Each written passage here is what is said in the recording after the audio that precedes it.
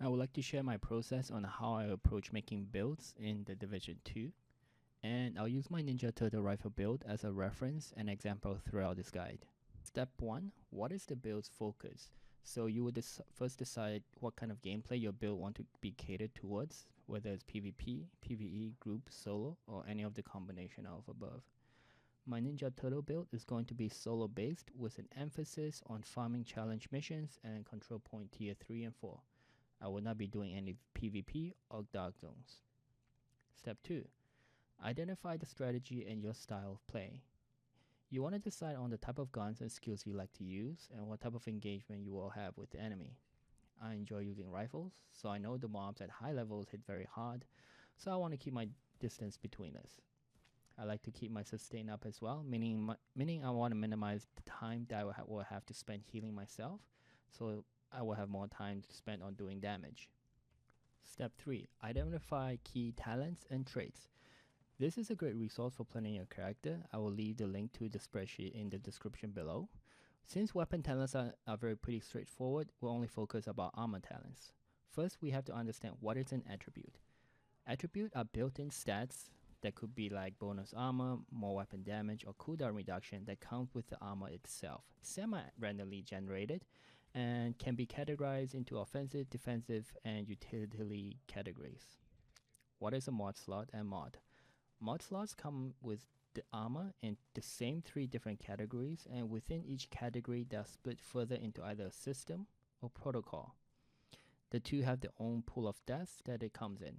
Mods are the pieces that go into these mod slots. Generic mods can go into any of the 3 categories of mod slots, but they must still fit the system or protocol slot requirement. On armor, the attributes are semi-randomly generated, but the mod slot types are always fixed. The ODU pie shows how much attributes and mod slots that is occupied with a mod you currently have in each of the 3 categories. Some of the talents require you to have a certain amount of type in order for that talent to work. An example is the Unstoppable talent, which requires to have a combination of 7 or more defensive attributes and mod slots. It is very important to note that the defensive mod slot will count towards the defensive number when it is filled. The mod itself will have no impact.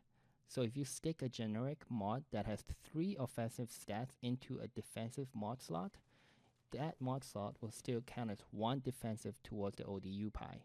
Choosing your build around armor talents. So now you have to go through a list of talents that you want to build around. Take note of which armor pieces will have this talent and its requirement. For example, my Ninja Turtle build, the sustain strategy tells me I want to have patience, which will auto heal me when I stay in cover. Now patience will only appear on knee pads, and that talent requirement is 7 defensives or more. Some of the brand bonuses are really good and worth aiming for, like the 2-piece Badger Tough is really popular for submachine gun offensive builds or builds that need a lot of self-heal. For our Ninja Turtle build, we really like Gila 1-piece, which gives us the total armor, and Overlord 1 and 2-piece bonus, which is give us rifle damage and total armor. 3-piece is also good, but we aren't going to be clamoring for it. Requirements can be hefty, so you want to see if there are other talents that share similar requirements so you're not paying the cost just to satisfy one talent. So for the Ninja Turtle build, Unstoppable is a natural fit. It gives us weapon damage, and it also requires 7 defensive, like Patience. The more armor we stack, the better it comes, and the more armor we stack, the bigger heals we get from our Patience talent too. However, this does not mean we can go and try and face tank.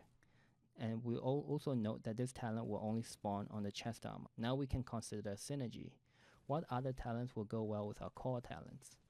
For my build, it's armor. More armor makes both Unstoppable and Patience better, and they both contribute to our game plan of increasing damage and sustain.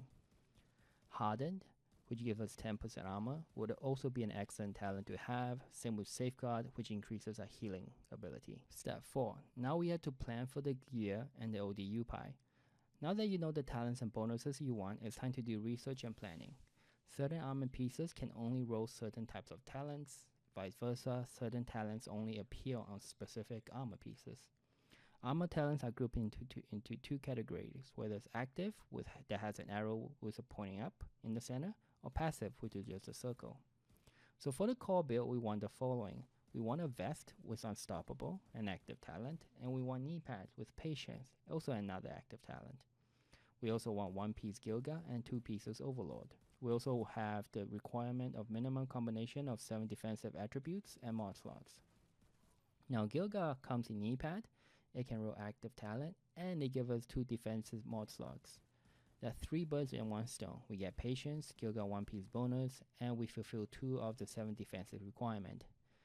Now we look at vest options. Since we also want Overlord 2 piece bonus, and Overlord only counts on 3 types of armor, glove, chest, and knee pads, we have our decision made for us. Our vest and glove needs to be Overlord armaments. So now we have the items required for our build. We need a Gilga knee pad with patience, and we need Overlord armament vest with unstoppable, and Overlord gloves. The rest of the pieces can be focused on improving our damage sustain, and it'll be dependent on our RNG and what kind of drops we get to fill the rest of the slots. And that's pretty much it. That's how I approach making builds in the Division 2, and I hope you found this helpful.